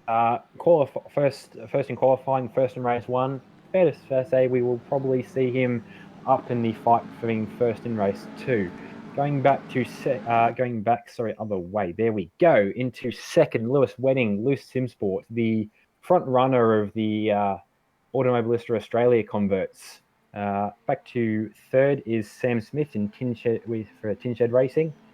Will be good to see him up the front with his, if we're going to see him towards the front with his unique approach to the driving of a car. Fourth is Berto, the second of the converts, racing there for Crowley Inc. Fifth is Madbird in the Nikon InGen Technologies racing car. Did a good job to survive the antics of the midfield to get up to fifth. Sixth, right behind him, is Goofball Antics, getting into some antics himself, but got some good positions up from qualifying. Seventh is Brenton Foley from PBF Race Engineering. He will be hopefully on the charge for a couple more spots. Hopefully up towards the back of the podium would be where he would be trying to get to. Eighth is Bagsy for ABC Kids Racing with the Brum car. Ninth is Decimage. And if he can keep the car under control and try and avoid the offs, he should definitely be up there. He had some great racecraft in race 1. 10th is Resist for Black Flag Industries. 11th is Pablo for the RAF Racing Team. And sitting all the way back in 12th is Nether for Outworld Racing. But we should also expect to see him making up a few spots. Yeah, interestingly enough, because of the way that race 1 panned out, we do have quite a few guys out of position from where we would expect them to be pace-wise. So that makes for quite an interesting race 2 tonight. Yes, it does. The cars now line up on the grid. Somebody's always just playing with their horn. Lewis Wedding's pointed directly towards Ziras there with his car very much facing towards turn 1. So if he gets half a good getaway, he may well be able to cut off the route of Ziras. But the lights are on. We'll find out in a short moment as the racing gets underway in round 1 here at Curitiba. A lot of wheel spin there and everyone's away. Looks like Bagsy got quite a decent start and is already challenging to make up some positions, but right at the front it is Ziras from Sam Smith down the inside. Lewis Wedding got a tardy getaway, I think, and Berto going back in the field. Who's in second place? Lewis Wedding has held onto it for the time being, but Ziras is up. Sam Smith is up alongside him. And we've got a few cars with some shenanigans in the background. Everyone through safely by the looks of it. Yes, top 3 already starting to make a break, and Ziras is trying to hold out off of any potential charges from any of the 2 behind him. Lewis Wedding, though, has got Sam Smith not quite up on that bumper, but Sam Smith looking very hot at the moment. Now, I haven't seen what happened to Birdo, but he's lost a number of positions. He's sitting back in 8th place at the moment. So Madbird up into 4th. Decimage and Foley go up as well. And so too Josh Bagsy. So Berto in 8th. It must have been in off camera just out of turn 1, 2 and 3 that he made an error because he was sitting in 4th prior to that.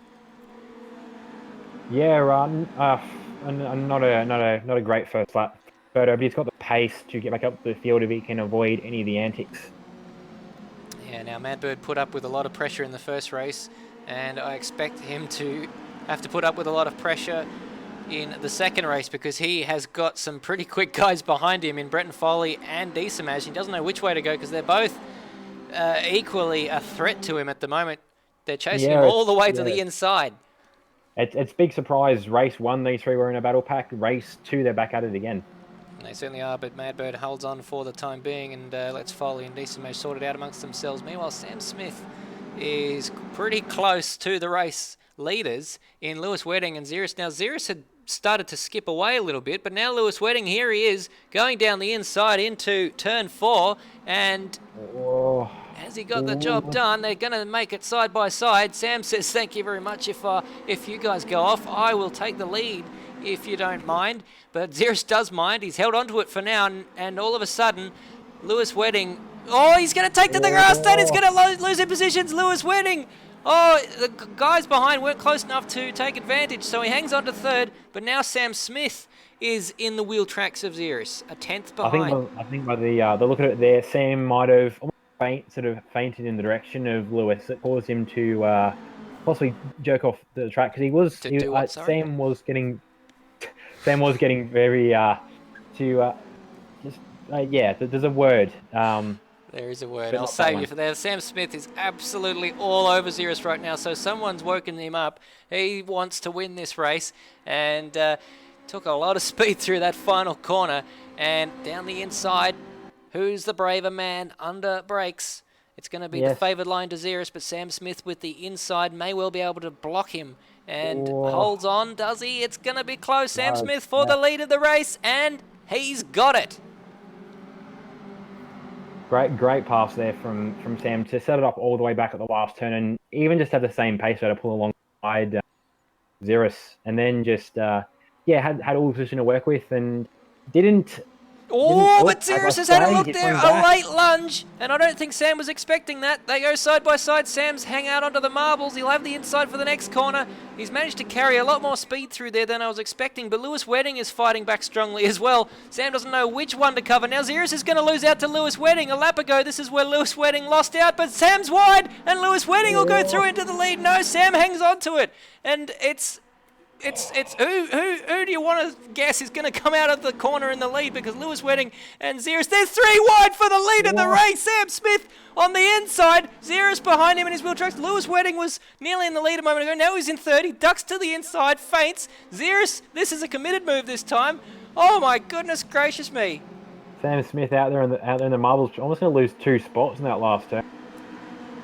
Well, he's got the favoured line. Is he going to be boxed in? No, Lewis Wedding has ducked back into the... Oh, someone wide resist through the final corner. So the 4 laps in, they're all on the same shot. And he got a run and got better. And Sam Smith now with position and on-track position and the lead into turn 1. Getting almost a little crossed up at look there. But has managed to skate through the first 3 corners. Well, these guys fighting so much has brought everyone else back into the fold. So Brenton Foley chases Madbird, who is himself being chased by Desamage, and Rob Dunt getting back into it. And it's a peloton. They're all so close.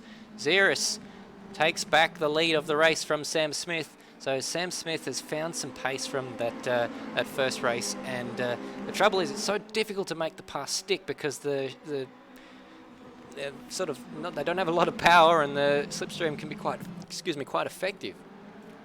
Yeah, I think what's happening Berto at this point is he was possibly anticipating a track like we had the first lap, but with these 3 leaders battling so hard, they're backing themselves up that Madbird is in sight of a podium position, along with Foley and Desamage, which is just making things hard for Berto. He doesn't have the nice, easy 1 car at a time to overtake. He's hanging back on sort of 2 or 3 car battles, wanting to. He's doing a smart thing. He's biding his time. He's not wanting to bite into. We got Desamage wide at the final corner. He's hit the grass, and he's going to go to the back of that field. Sam Smith sets the fastest lap of the race, and it's him marginally in front. Now it's Ziras marginally in front. It's your guess is as good as mine as to who's going to emerge in the lead. They go through turn 1 side by side. I had to clench. I thought Lewis Wedding might emerge in the lead, given the way that was shaping up, but it's Ziras who hangs on for now. Yeah, Madbird and Foley were chasing each other across the track on that front straight, mirroring the moves made by the top 3, and 2 wide now into turn 4 with Madbird on the inside, and it looks like he's going to keep the position. Yeah, he was put under an enormous amount of pressure. I thought Foley might well have what it takes to overtake him into there, but Madbird was equal to the task. As we can see in the front, Sam Smith has managed to retake the lead from Ziras, but he goes wide on the exit. And Ziras cuts to the inside of the track, more momentum, and gets passed by the next corner. This very, very fast left-right-hander. Lewis Wedding, I think, is just trying to save his tyres, and he may well have the strongest car at the end of this battle, at the end of this race. I was thinking that might have been what hampered any late moves from Sam Smith in race 1 was his driving style is, in theory, a heavier user of tyre to achieve about the same pace. So it's possible that Sam, I think if it is, Sam would know this, and he is aiming to get any stable moves done in the first half of this race so that he can spend the rest of it defending on what would, in theory, be slightly more hampered tyres. Well, Foley again chasing Madbird across the track, and they're going side by side through the first 3 corners. Madbird has the inside now. The same sort of things happening between Berto and Desamage. Desamage has made that place up on Berto, and meanwhile, it's Madbird who's prevailed in that battle. Sam Smith leads the way, and again, Ziras goes to the inside. It changes lap by lap, corner by corner. This race has come alive. So different to what we saw in turn 1, and now it's almost 3 wide. It's 2 wide. And Ziras locking up, Lewis Wedding locking up. Lewis Wedding could be, no, he's held on to that. He's done quite nicely. They're starting to gap Madbird now because Madbird and Foley are battling. Foley goes off on the grass. Yeah, it's a busy race. It's a hard one to commentate in a way. It's too much to follow. There's a lot to follow. I guess we'll look at this battle for the lead because there's 3 cars who could quite equally win this race. And, well, if anything happens to them, Madbird's in a pretty good spot. So too Foley. We know that Madbird's goal in the Porsches was to get a podium. He may not have too many greater opportunities than today because they're really not too far off. Yeah, I was just going through the field. Everyone's fractured off in their own battle packs. Decimage and Berto went right inside the spot, which I believe he's done a little bit of late braking. Oh, tyre locked as well, but he's just skated in there into turn 2 and is now on the charge towards Madbird and Foley. There you go. So this is the top 7, I should say, with 8, 9. There you go, almost all in the same shot. And swapping positions lap on lap. Ziras currently leads, but Sam Smith has been in the lead for probably, I'd say, an equal number of those laps. And Lewis Wedding, he's had a few adventures, but I think he's just sitting there biding his time. We've talked about the way that they use their tyres differently. Sam Smith taking to the grass there. He won't want to do that too many times. I reckon if I know Sam Smith, he would have stuck his foot and kept it in the throttle. And it's been an adventure on this lap, actually, for Sam Smith. They've got to be careful because they may well let Ziras go if they do too much of this. Yeah, that seems to be the Sam Smith's way, is that any track within the track limits is fast for him. Oh, that's off. That's really wide.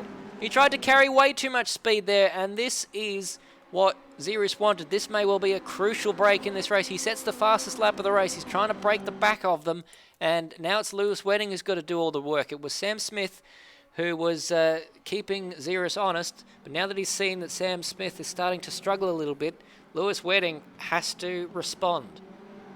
Yeah, it's hard to believe we're on the 8th lap already, almost over halfway through this race, and it just doesn't let up. 4 of the top 5 set their personal best laps on the previous lap around. The one who didn't was Sam Smith, and it doesn't take a genius to guess why. He was all over the place on that previous lap. Sam Smith, yes, just keeping up on the back of Lewis Wedding, not making any great gains through that last corner, but is keeping the car there. It seems just got a little bit of time up there in the entry, but time made up in the entry has lost him time on the exit.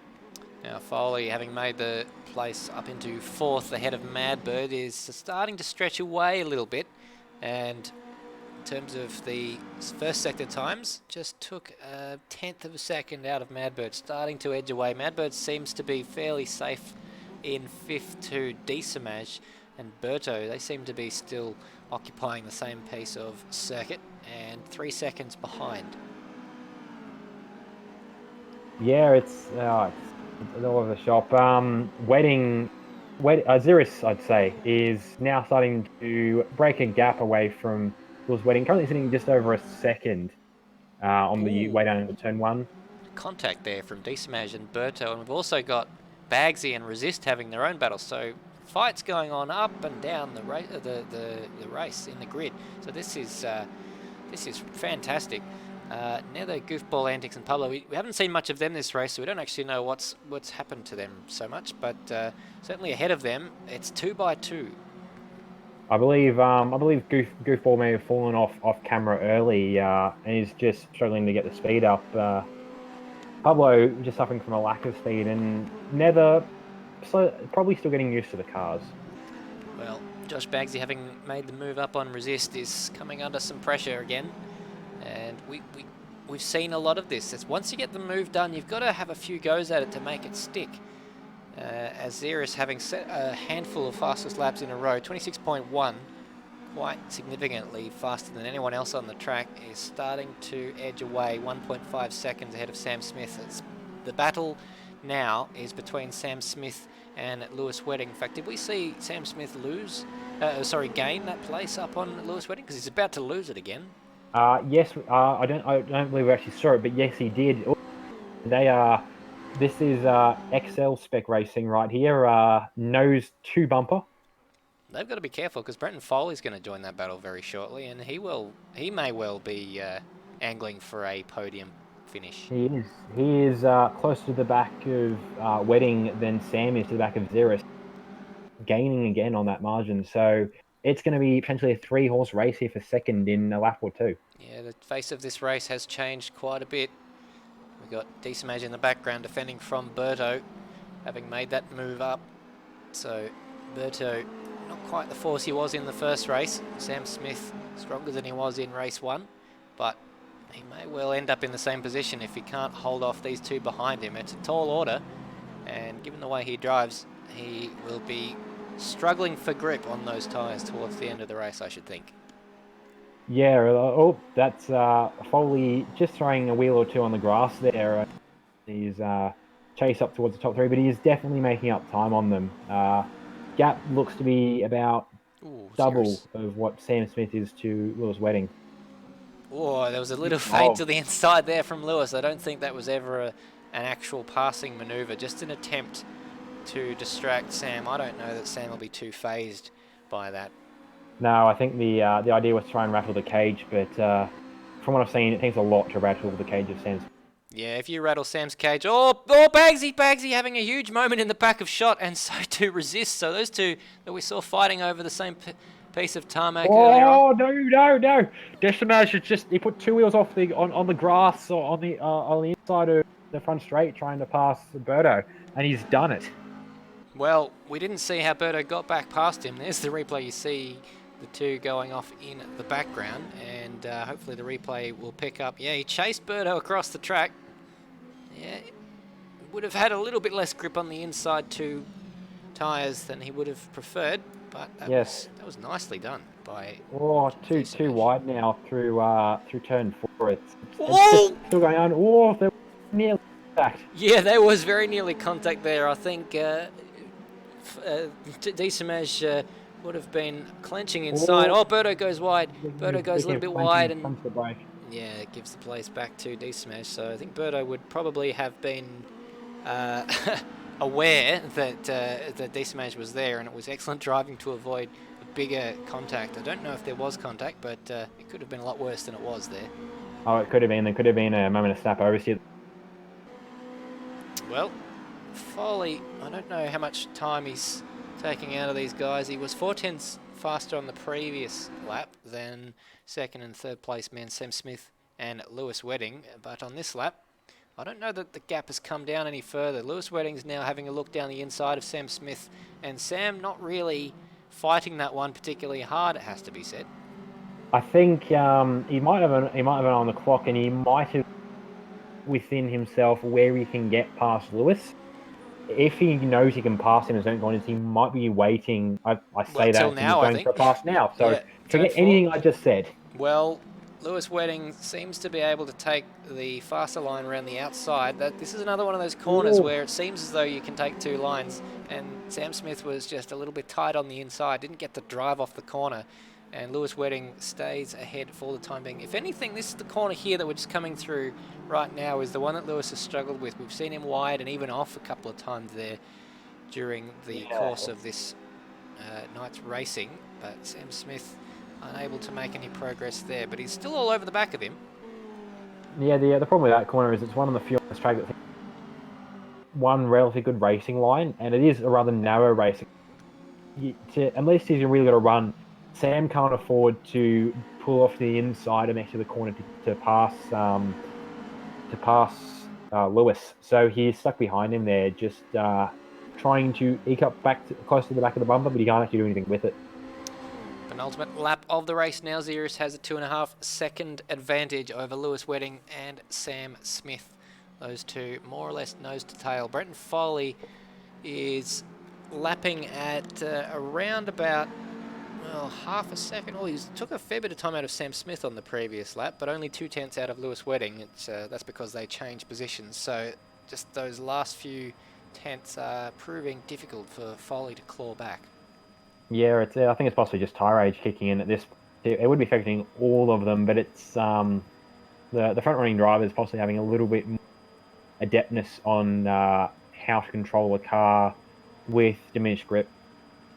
Well, What can Sam Smith do? Does he have one last trick in the book for Lewis Wedding? Lewis Wedding, a canny racer. Oh, Lewis just got checked up on the exit of the corner, so I don't know exactly why that was, but it's given Sam Smith the inside for the next corner. He's got to do a pretty good job. He's taken a bit of curb on the inside, and so back on the inside goes Lewis Wedding, and Foley sees these two fighting, and his eyes light up like dinner plates. He nearly had to go.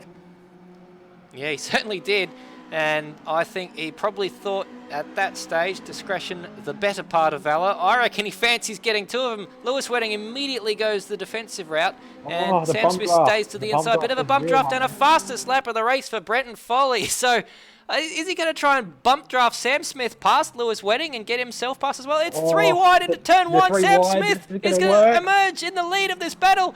Lewis Wedding second in the battle, third in the race, and Foley remains fourth. So Sam says, thank you very much. I'll write your Christmas card if you don't mind. We've got Pablo recovering to the track. A lap down, he's lost part of his front. Oh my goodness.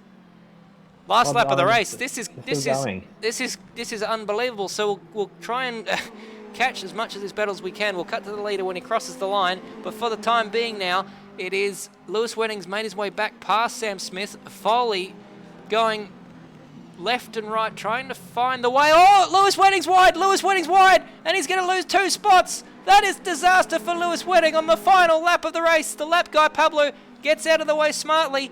And thank you to Pablo for that. Yeah, exactly. He certainly kept the race alive, because Foley fancies himself second place right here. Sam Smith, what can he do? Can he hang on? Very, very wide for Lewis Wedding. Foley is trying to go around the outside. The race leader comes across the line. He's going to win the race. Well done, Ziras. That's all the airtime you get for now, because it's an absolute drag race too. I think it's Foley. Foley's got his nose ahead by the barest of margins. He's going to finish second. Third place, Sam Smith, and Lewis Wedding. Oh, he misses out on the podium by just a couple of tenths of a second. And Madbird finishes in 5th. Great job from him. Birdo, in his battle with D-Smash, looks like he has emerged victorious. So D-Smash will probably be a bit disappointed with that, but nonetheless a great battle that those two had. In 8th place, it is Josh Bagsy. Resist ended up 9th. Goofball Antics will come across the line in 10th place. And 11th is Nether with Pablo, a lap down. Roadie, that was quite a finish. Oh, there was no break for us in that race. It was action. That's what you want to see. I mean, both these races in an action-packed have made an action-packed night, and this is only the first round of the series. So, if anything, it should get better. Yes, exactly right. Once these guys get used to these cars a little bit more than they already have, we certainly should expect the action to continue to be as frenetic as that. Next race is next Wednesday at Virginia International Raceway, and a nice undulating circuit. I think that should provide us with some entertainment. Yeah, it'll be interesting to see. I've done a bit of driving of VIR myself, and tricky little track it is. Very, very long track, a very tricky track. So it'll be interesting to see how the drivers take on the challenge. Exactly right. Well, I'm not sure if we're going to get the drivers coming down for an interview. We haven't really briefed them on any such procedure, as it were. But I suppose it gives us a good opportunity to just recap the results. It's been some interesting racing that we've seen. I think in terms of driver of the race for race 2, it's got to be Brenton Foley, making his way back from where he started to finish second. And the way he did it, that was just fantastic. I think driver of race 2, possibly driver of the night, just with moments of starting right down the back and bringing it up to a second by the end of the night. It was very, very mature driving in the first race, and just dropped the mental edge a little bit, but got some brilliant pace out of it in the process for race 2. Certainly did.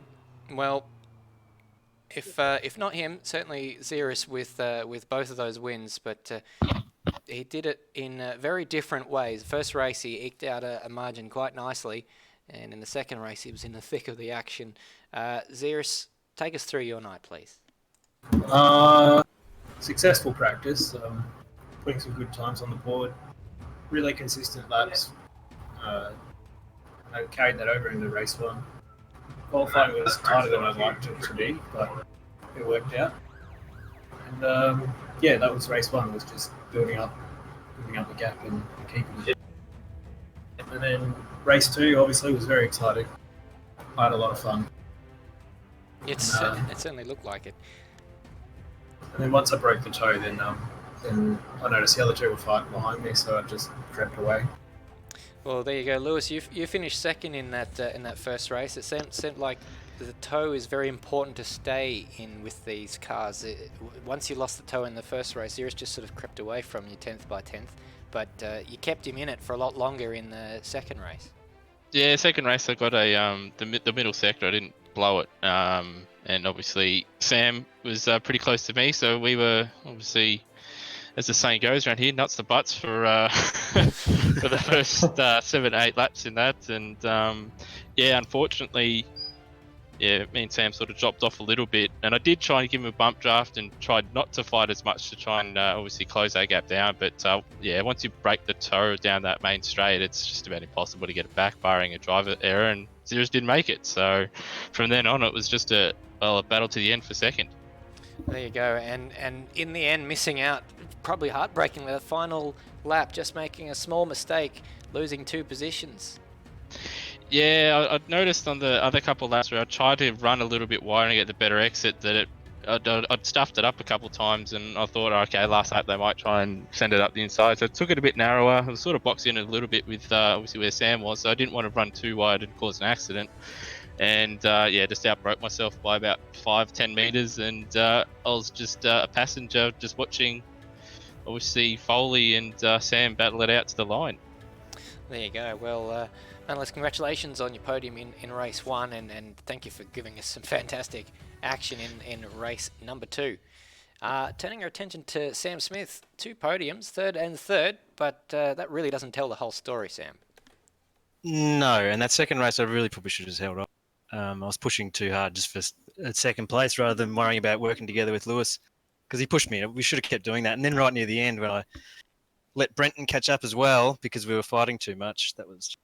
But anyway, and it was just a brilliant end to that second race. It looked like Brenton absolutely killed it. It was beautiful, beautiful run. It certainly was. Well, bring Brenton into it because he had an eventful night. Brenton, you were sort of up and down in the first race, but just chipping away at it in the second race. In the end, that fantastic drag race to the line. Tell us about your night. Yeah, well, the first race, well, as you probably saw, was just a lot of silly mistakes. But car was on absolute rails for the second race.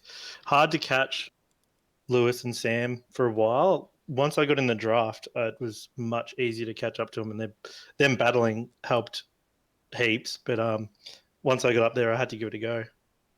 And give it a go, you certainly did. Were you just sort of waiting for them to make a mistake, or you said